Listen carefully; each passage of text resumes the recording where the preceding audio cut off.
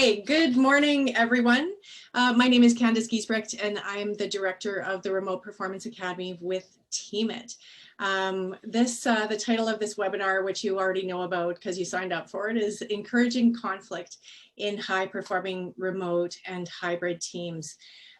There's a little bit of a backstory on this particular webinar, and you know, it's in my view, I mean, there's a lot of good topics that we can talk about, but this particular webinar came out of some work that Teamit started doing with the University of Calgary with Dr. Tom O'Neill, who's one of our panelists today. And we're going to tell you a little bit about that in a couple of minutes. It is my pleasure to introduce Dr. Tom O'Neill, organizational psychologist, distributed work research pioneer, associate professor at the University of Calgary, world-renowned high-performing teams expert, and co-founder of Work Evolution, an amazing company of organizational psychologists who were recently acquired by Humont. So congratulations again on that, Tom. And I think Laura's on the call as well, which is just amazing. We love our partnership with you guys. And we also have Alistair Shepherd-Cross, the co-founder and president of Teamit, Agile Recruiting, and the Remote Performance Academy. So welcome to both of you. Thanks so much for showing up early in the morning. No problem, it's a pleasure to be here. We're glad to have you here. So what happened with this backstory was that, we decided to join with Tom and the University of Calgary's research project on high-performing teams. And there were some early results that started making us sit up and pay attention. And as we were talking with teams who participated in the research, they wanted to know more. And they wanted to know more, not just about their scores, but about what they can do about where we were seeing some lower pieces. So Tom, I wonder if you could just get us started by talking about the research project and also talking about what some of these results were that prompted this webinar. Absolutely. Thanks, Candice. And thank you so much, everyone, for being here. I'm really excited to have a chance to speak with you today about this research.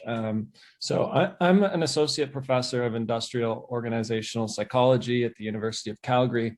I've been there for 10 years now. I run a lab called the Individual and Team Performance Lab with about 15 people, and we've got everyone from postdocs to doctoral students and undergraduate students working on high performance teamwork, including high performance teamwork in virtual or remote work environments.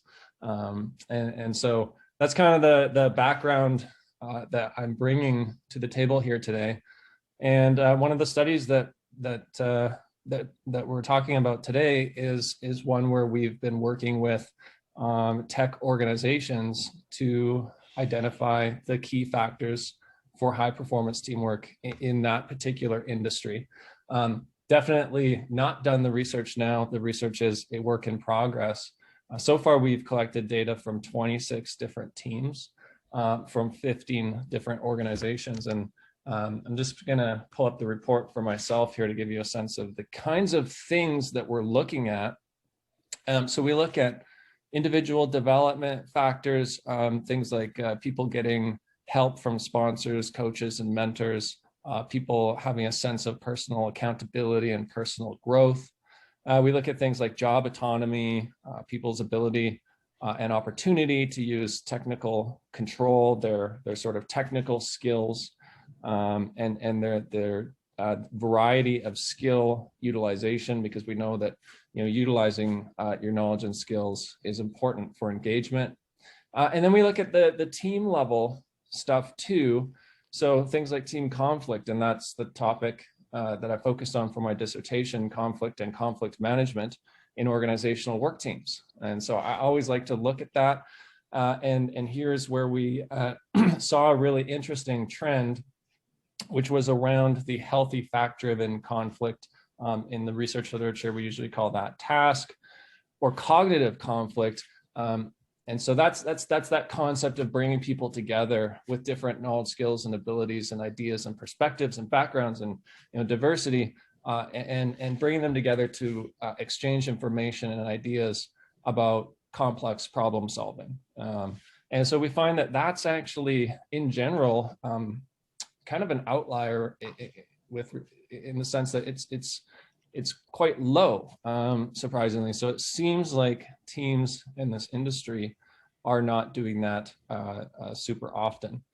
So Tom, I just want to interject here and kind of let the listeners in on just again what sort of happened on the backstory here, because as we were looking at this, I flagged it and said, like, are you seeing in the data what I'm sort of interpreting as I'm talking with these teams? And then, originally, Alistair, you were actually going to be hosting this webinar, but the more that you and Tom started talking about like these things that Tom's just described, these are the things that make people pop up and start looking at other job opportunities.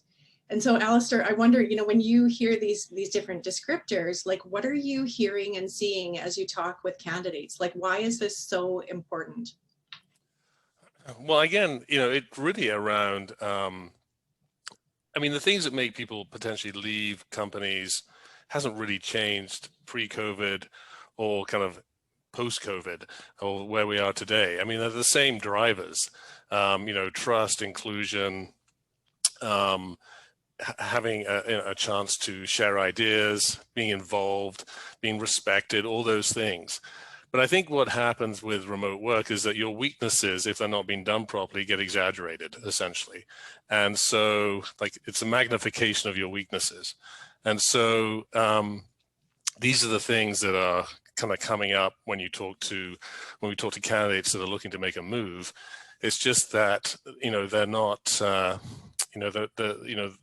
of the leaders are struggling because they're not experienced in how to actually run remote teams and how to function within that kind of setup. It's just different, and it requires training. It requires all these things to really pull the best out of your team members. So we're just seeing these things being sort of magnified as being issues. And on top of that, the market is extremely busy these days, very, very competitive. And there's so much opportunity because there's no geographic barrier. So when people are disgruntled, frustrated, there are so many more options for them to consider. And hence the attrition rate is probably, is going up. We're seeing that, just huge demand. So Tom, when we look back at the data and we look at what sort of these early trends that you're describing, so you've talked about the determinants, how do some of those factors correlate? And so, I know, for example, one of the things that was also just asked about was psychological safety, but there were other things as well. And what is the data saying about what might be going together with this low, healthy, fact-driven conflict?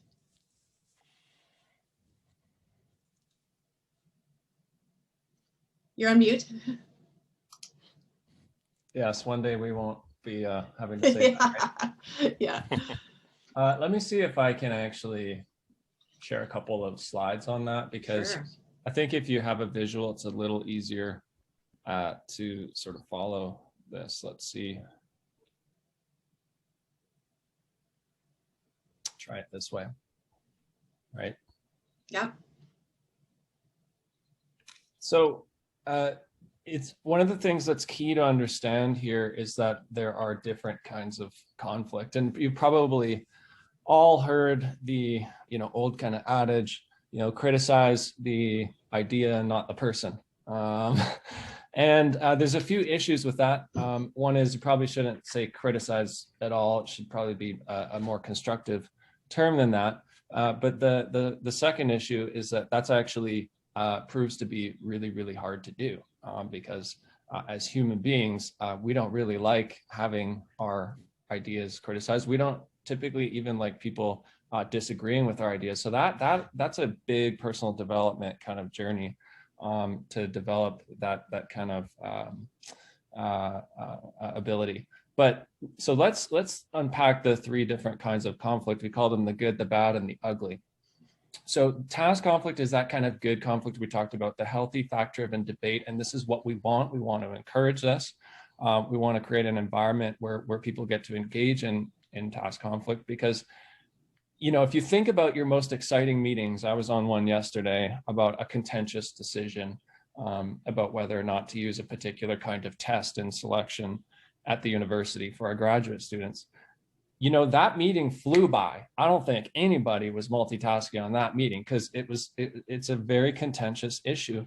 And, you know, you're coming together and bringing, you know, people have different knowledge about the issue. So really fun, really engaging, and a lot of cross-functional teams that are brought together to solve a critical problem.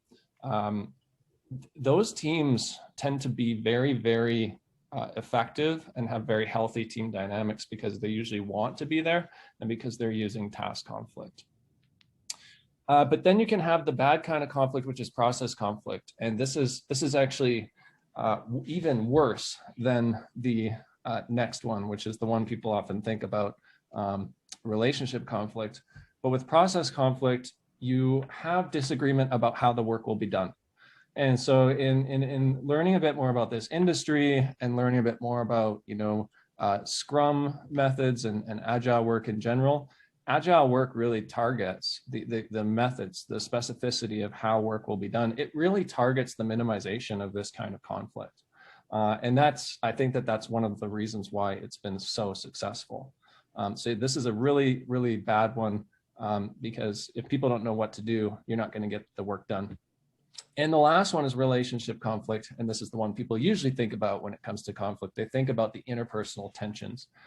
This is bad, but teams can still function and work through this and still perform, right? So there's not a perfect correlation between productivity and team cohesion, right? You don't have to be best friends to work well on a team, but you can be, and you just don't have to.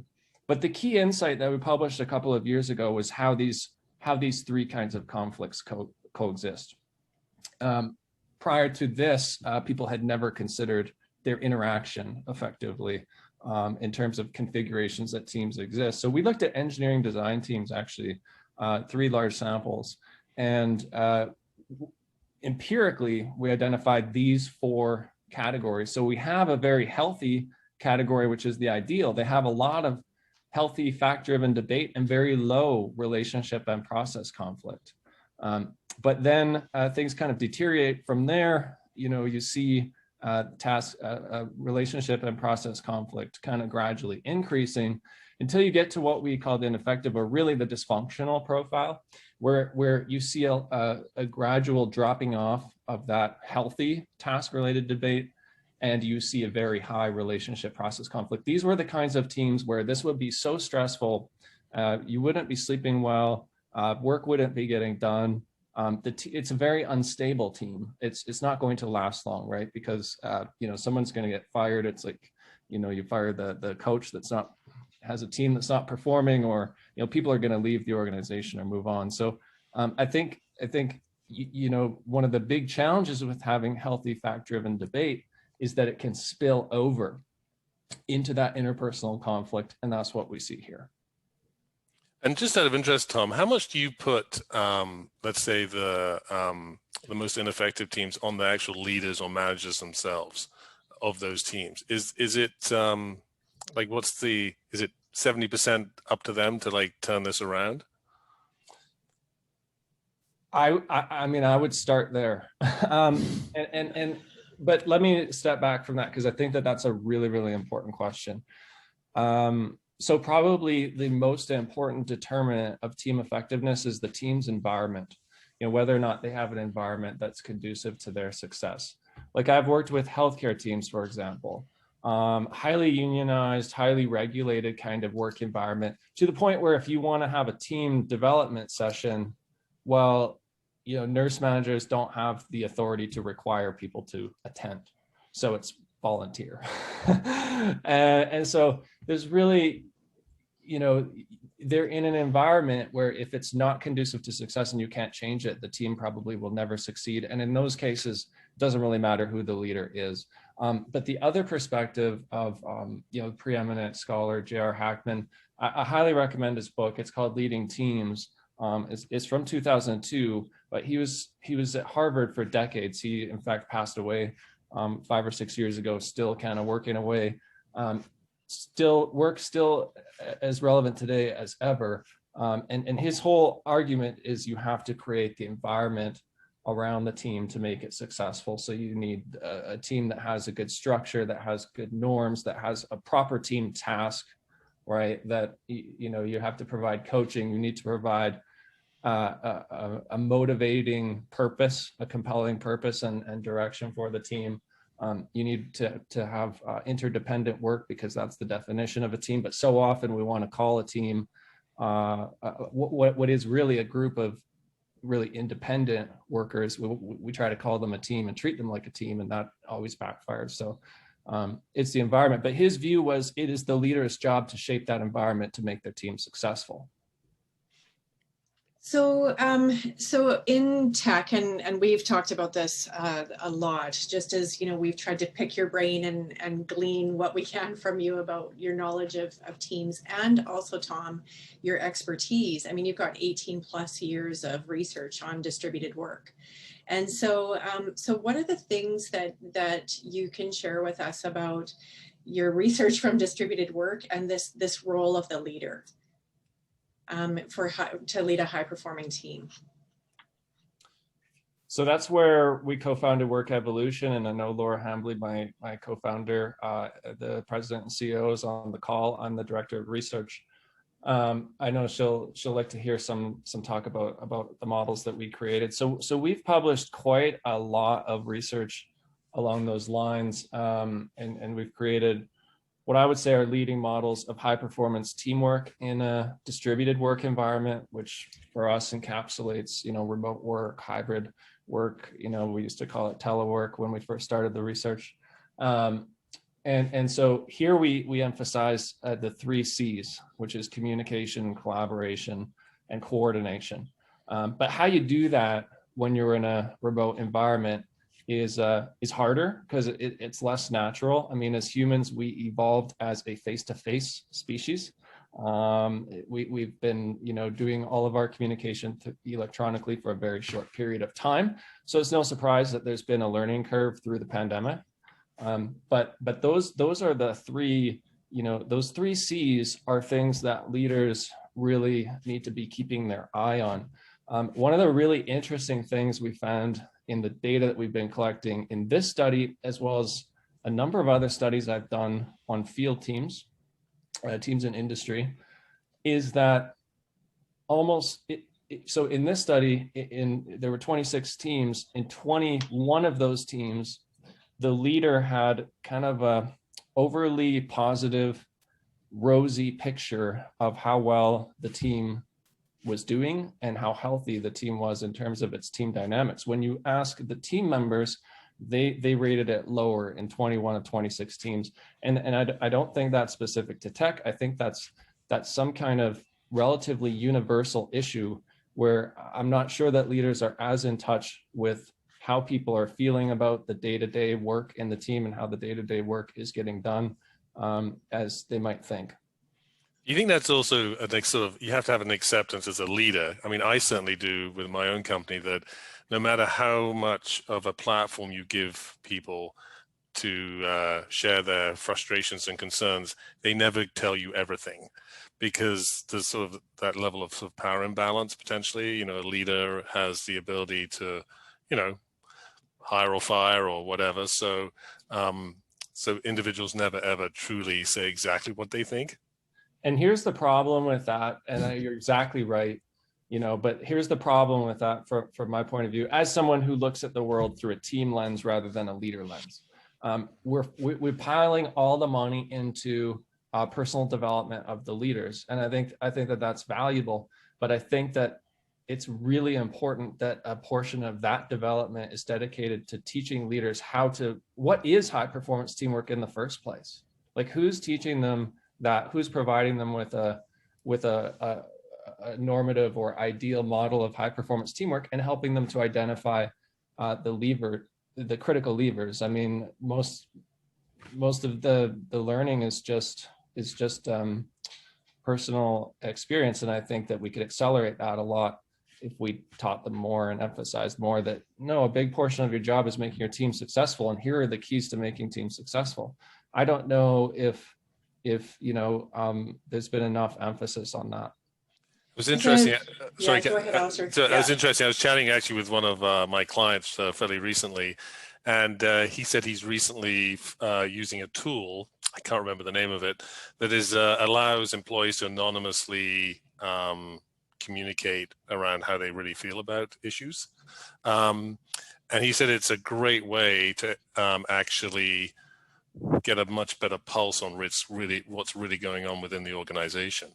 He said it's becoming a really valuable tool, as particularly with remote work, where you have less, obviously you just have less control, and it's just a little bit harder to really assess what's actually going on and what people are truly thinking about. So maybe we're going to start to see, again, more technology coming out that's sophisticated enough to facilitate that kind of anonymous communication, where people can be honest about how they truly feel.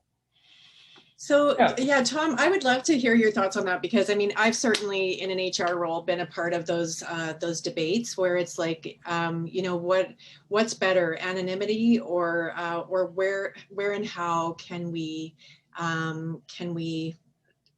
you use the word accelerate trust within a team so that we can be having the conversations with one another. So there's a couple of things there, and one of the things I wanted to make sure we talked about today, based on the research, is the issue of accountability. Mm-hmm. And this is actually something I'm starting to do more and more research on. It surprisingly, there's not much research on it, even though we all kind of know that that's a really important thing. But when you talk about anonymity, it made me think of that. And what we find in this sample so far is that that's one of the most powerful predictors of the leaders' ratings of the team's productivity and performance. It is the team's collective sense of accountability. And what's good here is it's not all the same respondents, which can artificially increase the correlation. You have the team responding about the collective sense of accountability in the team, and that correlating very strongly with the leader's rating of the productivity of the team. What's really cool, and again, this is something we're replicating, I have this in other samples, is that individual feelings of accountability just for their own kind of responsibilities, if you were to average that across members of the team and correlate that with performance, that doesn't correlate at all. So it's the collective accountability climate that is predicting the delivery of results. I feel like you just loaded my brain with like so much of it, and this collective accountability climate. Each of those words is so powerful, hey? And when we think about climate versus culture, climate being that experience of the individual, and as I understand it, is that right? Yeah, and the smaller kind of unit that they reside in. And the smaller unit, yeah. We do have a question in the chat here, Tom. Curious about whether the research factored in teams that are storming with new leadership and introducing change to process and ways of working. You know what? I haven't been lucky enough to be on the front lines collecting the data and interacting with these teams. I'd have to flip that to you, Candace. Well, yeah. So I'd have to think about that one. Research factored in teams that are storming with new leadership. Yeah, I mean, gosh, I'm going to have to think about that. I was prepared for you to just kind of speak to this piece, but when we think about those stages of the forming, storming, norming, performing, then what we know in tech is that there often isn't that time to where there might be in other sectors to sort of allow for that relationship building and allow for, that time to build trust and rapport and invest that getting to know your work style and mine. And so, which is why, the agile methodology is so effective. I mean, here's the work, here's the, JIRA cards or whatever, and just people just kind of get to work. But that relational aspect, there often isn't that time to develop before people just kind of get into it. And so, when we look at this, these lower scores on healthy fact-driven conflict, and we look at these just with that sort of context, what are some of the things, and I know some people are showing up today with this very specific question in mind, what are some things that leaders can and should be doing, like actually doing? Like if they were to hang up from this webinar and think, okay, these are the questions I need to be considering in order to help my team be high performing and bring this score up. What are those things? I'd say too that it's not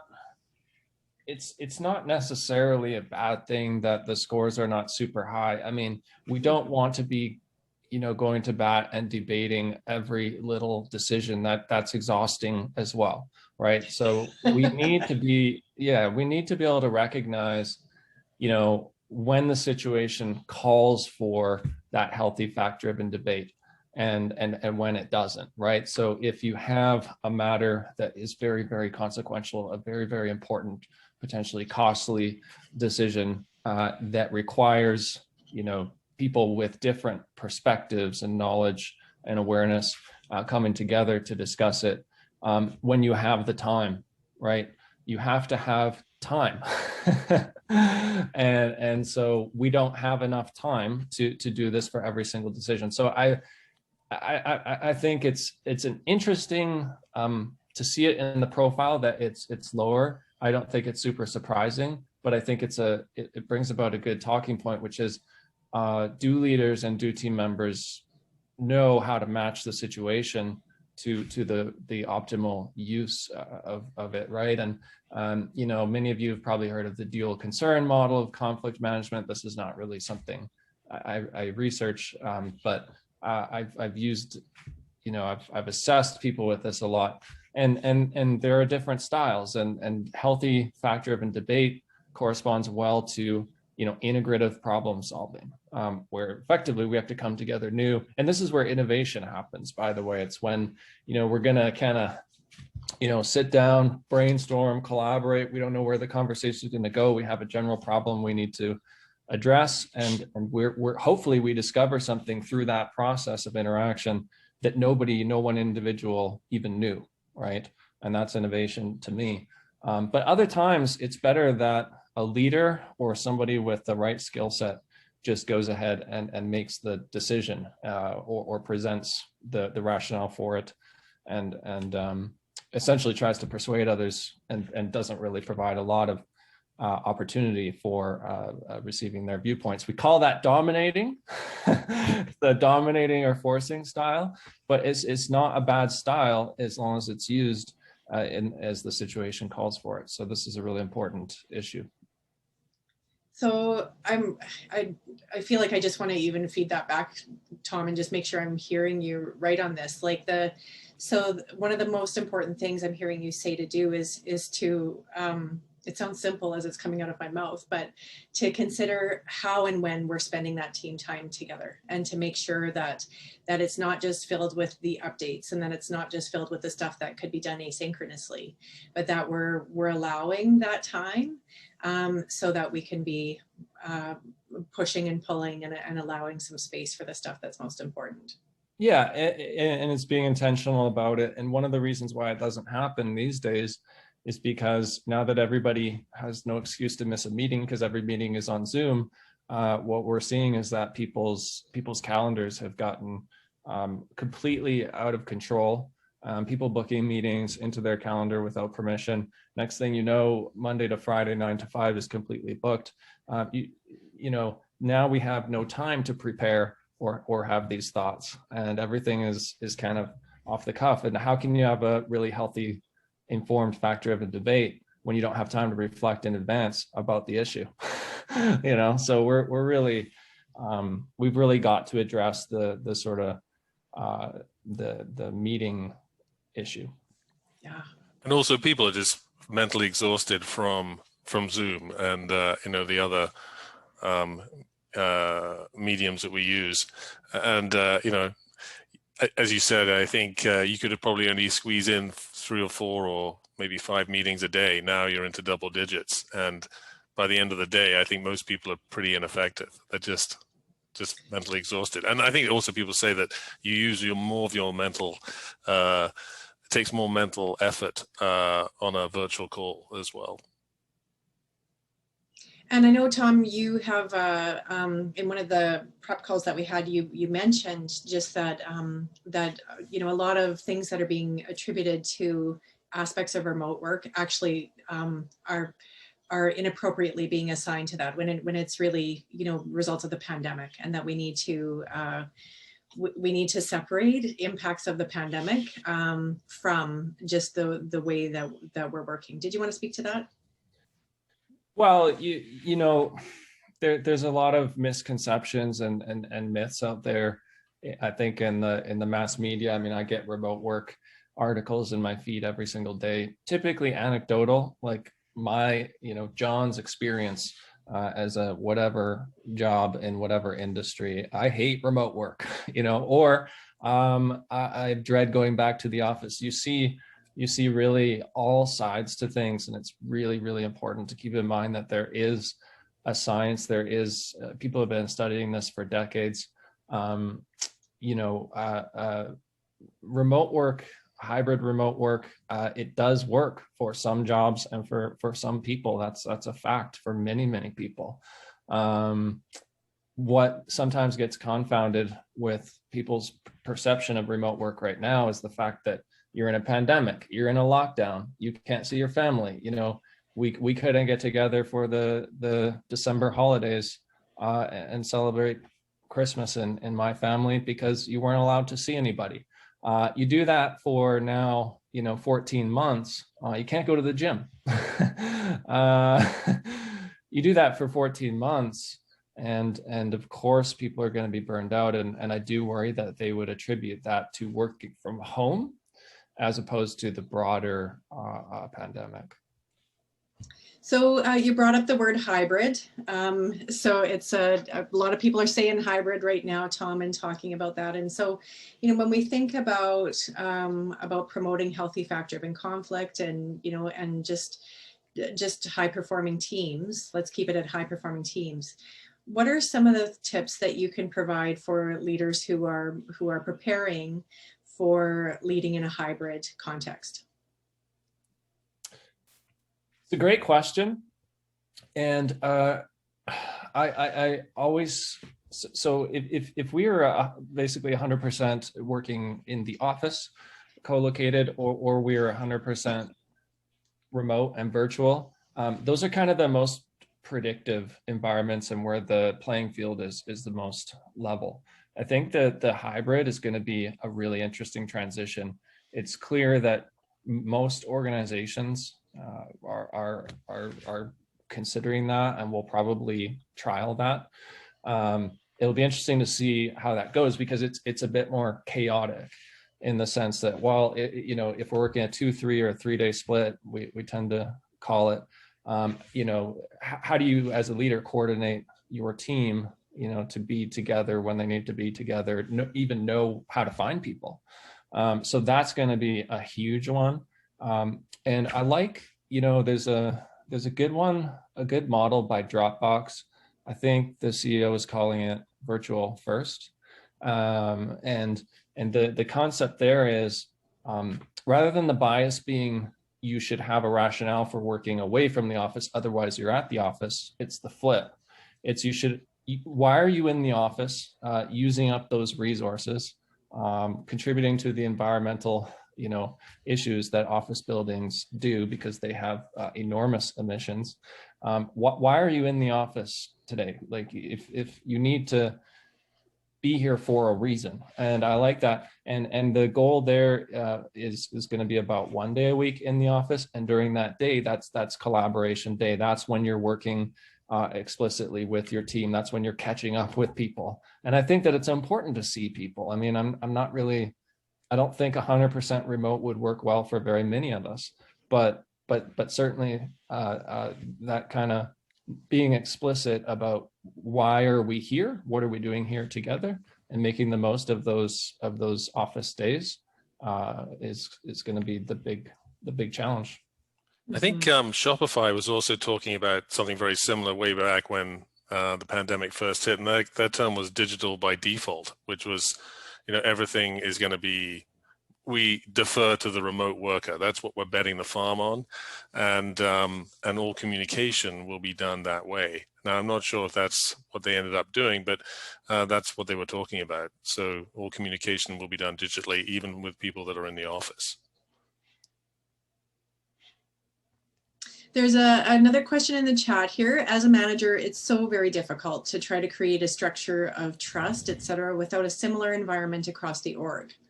When there is bad conflict and dysfunction across the exec and org and flowing down into the management, the climate isn't just the team, but the whole company. We can try to shelter the team and create a bubble of safety, but it's exhausting. And any tips or comments there? Yeah, I feel for you. Again, that's why I use the healthcare example. I've also worked with teams at the university.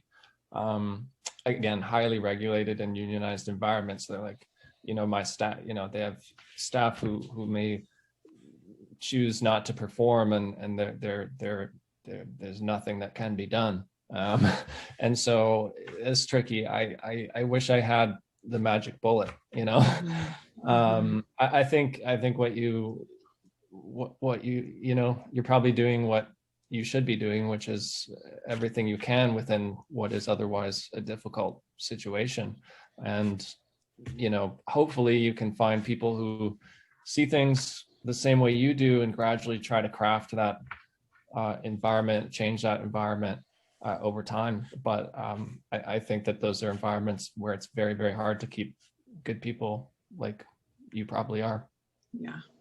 Another one here, any tips for how to handle when teammates differ in what is an opportunity for healthy conflict versus those little things that don't need to be debated? Any tips on that? Well, have a conversation. You can do it more formally as a team charter where you have you open up, ask the team, what do you think are the kinds of things that we should be engaging in a lot of debate about, and when do we trust the person who holds the accountability and the knowledge to just go ahead and make the decision without a lot of input. So I would ask them and generate some norms and then revisit those over time and update them. Typically, you'd be surprised how much a half an hour conversation where you open it up like that, you'll be surprised how much you get out of that. It's so it looks like Laura also hopped in here, which is great. Thanks, Laura, and she's backing you up, Tom. She's saying that there's team charters, also hybrid team charters, highly recommended. Like Tom says, coordination is huge in these teams, but well worth it in our minds. Yeah, awesome. So, oh my goodness, I've completely gone off script. So I wonder, because there's so much hiring going on. I mean, tech is one industry that, I mean, this isn't 100%, but many tech companies are booming as a result of the pandemic. They've benefited greatly through the growth of business, and so they're scaling fast. And so when we're looking at that critical first onboarding stage, I mean, we talk a lot about onboarding, but can you speak to just what you've seen in the data or research around how to really set new employees up or new teams up in that first 90 days for that high performing team? What should be happening in those early days? Is this for me or Tom? Either one. Okay. Well, I think onboarding is absolutely huge. I mean, the first 90-day experience of an employee really kind of sets the tone for their happiness within the organization, and actually their retention within that organization long term. So, obviously, the essentials have to be done. the computer has to arrive on time, the password has to work, they have to be ready to go on day one, the company has to be organized, and those things need to be just ticked off and happen. But then there's all the other things, such as how do you make them feel welcome? The personal touch. Maybe FedExing the right swag to them. We had one company who has had multiple acquisitions, and they were getting the wrong swag. So they thought they were joining one company, and they ended up getting swag for another company, and they were like, well, who am I actually working for?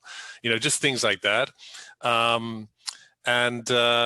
Maybe setting up with a buddy, a kind of a buddy system, somebody on the team who a couple of weeks before the person starts kind of reaches out, answers any questions, helps them get connected, introductions to the team, all those sort of things. It really comes down to that personal touch, because you've got to remember that these individuals that are joining companies, they're still the minority. The majority of the company has been in an office environment before, knows each other already, has had that personal connection. And so these individuals are coming in having not met anybody. I mean, what's bizarre in our business is that in the last 14 months, we have not had one single candidate who has met any of the individuals that have hired them. And that had never happened before. And now that is just how it is. And so, again, if those processes aren't followed, it just gets magnified hugely. And then we throw on top the challenges around, the fact the market is so busy, there's so many opportunities. If those things aren't taken care of, then people just jump ship.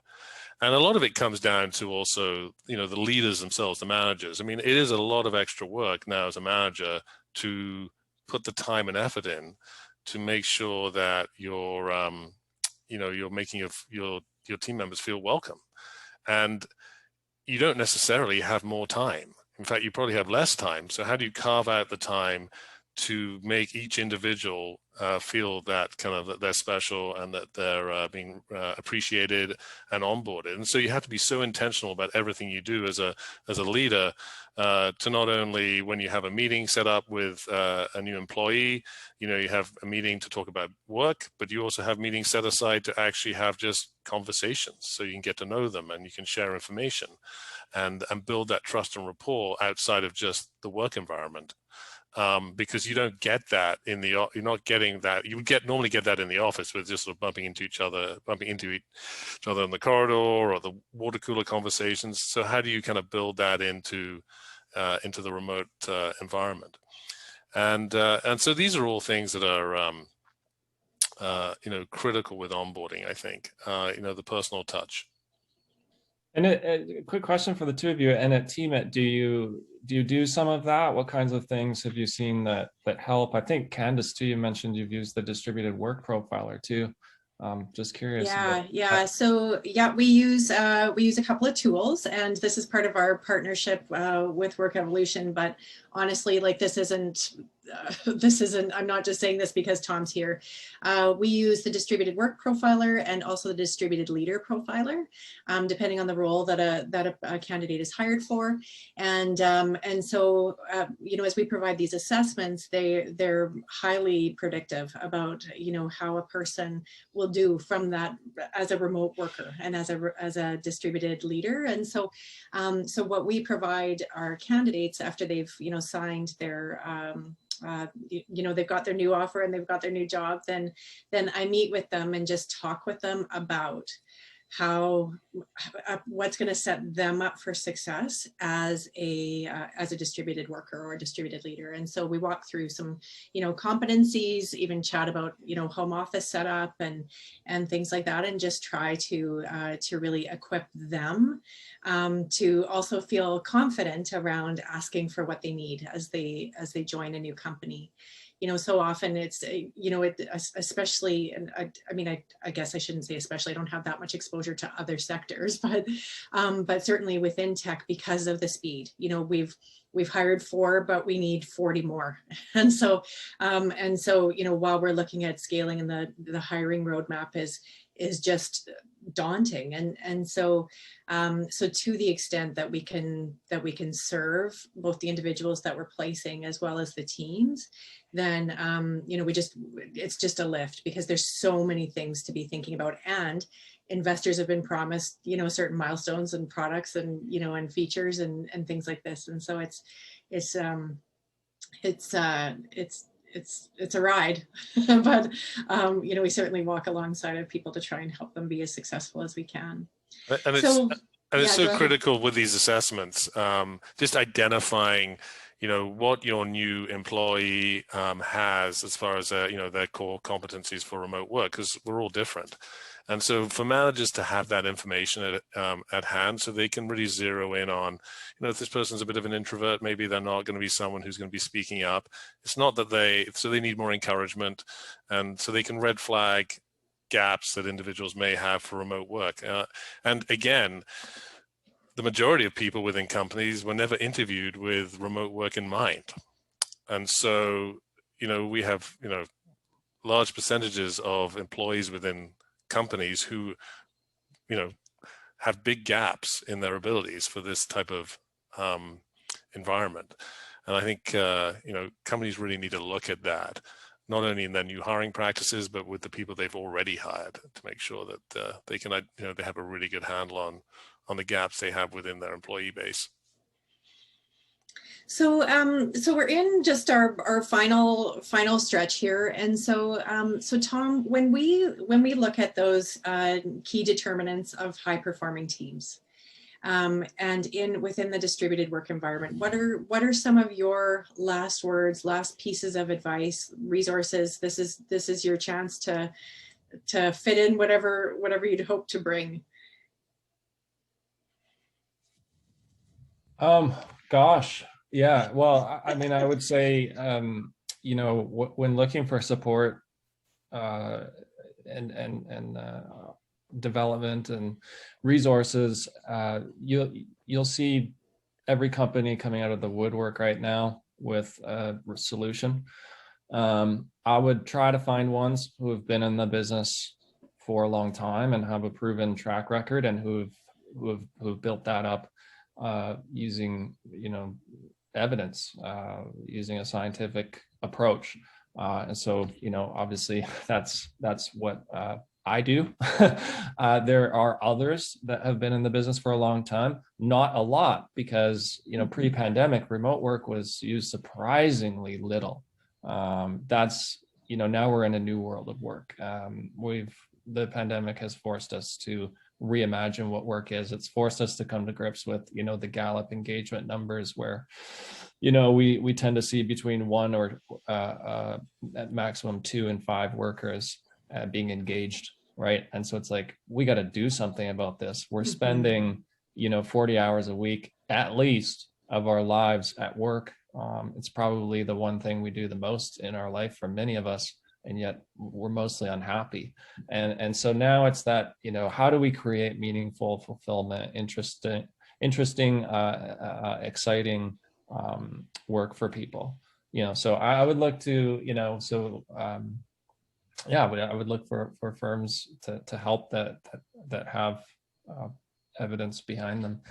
In terms of some other just smaller specifics that I noted, I think from a team point of view, it comes down to empowerment. There's a nice literature on, the term empowerment's a little out of vogue, I would say, in industry, but there's a very large literature that team empowerment pays dividends. So what I like about some of the agile methodologies is they're very, very good on process, as I mentioned earlier. They're very, very good on dealing with role clarity, which is in other industries, that's usually one of the biggest problems in teamwork. What I see it missing, and maybe I just haven't found it yet, since this is a little bit of a new area for me, is emphasizing that clear, compelling purpose. Why are we here? Why does this matter? And it does start by having a clear cultural statement and clear value statement from the senior leadership that they adhere to, that they live up to, that they are constantly referring to, that they are using to guide decision making. But then it needs to filter down, and each and every leader in the organization needs to explain how their team fits into that. It's strategic alignment, right? This is just fundamental stuff, but so often it's not done well. And I know that it's hard, but come up with your own team charter. What is our team's mission? Why are we here? And then what are we trying to do? And how will the world be different then? And what values will we follow or adhere to see that through? That's what people are looking for, and I think that's going to be a difference maker. Alistair, same question. Well, I think, again, this is new for all of us to be having to deal with this sort of en masse like this. And I think it's okay to not have all the answers. And, anyone who says they do is lying. So, I think it's an opportunity to try things, be creative. There are some guiding principles, obviously, that I think most of us inherently know around how to get the best out of a team. Now, it's not easy to make that actually happen, but I think creativity, trying different things, is essential. What works for one organization isn't necessarily going to work for the other organization. So, putting your own personal stamp on it, I think, as long as you're following and falling within the overall guiding principles of how to build great teams, I think is awesome. And it gives you that individuality as an organization that maybe sets you apart from others. And who knows, you might become the experts. People may look to your organization as, wow, they did it right, and we're going to bring that in. So I think, yeah, just sort of acceptance that it's okay to not know exactly, how to pull this all off. And ultimately, I think the most important thing is that the founders, leaders of organizations are 100% bought into this, and this is not them being dragged into it because they haven't got an option. If it starts at the top, it will most likely be successful, and that goes for most things when it comes to organizations. So executive buy-in, leading from the top, is key. So I want to extend just a heartfelt thank you to both you, Alistair and Tom. My hope was that the two of you would get riffing about high-performing teams and distributed work, and also just how that impacts our companies overall. And you both brought it, so I'm super grateful. I'm grateful as well to everybody who signed up, and I know there were a number of people who registered who are looking forward to the recording. There is going to be a recording that we'll send through. And we'll also be creating a blog post that hits some of the highlights. So if you've got some team members who maybe won't watch a whole video, but you want to forward them the blog post, that'll be a help for you as well. And the final invitation is to connect in with us. We are still looking for teams to add to the research. And so if you are interested in participating in the research project, please reach out to us. And there's just a couple of little qualifiers that we'll just make sure so that you meet the criteria for the study. But as our thank you for participating, then you get a report that shows how your team's doing in the different in the 7 different areas.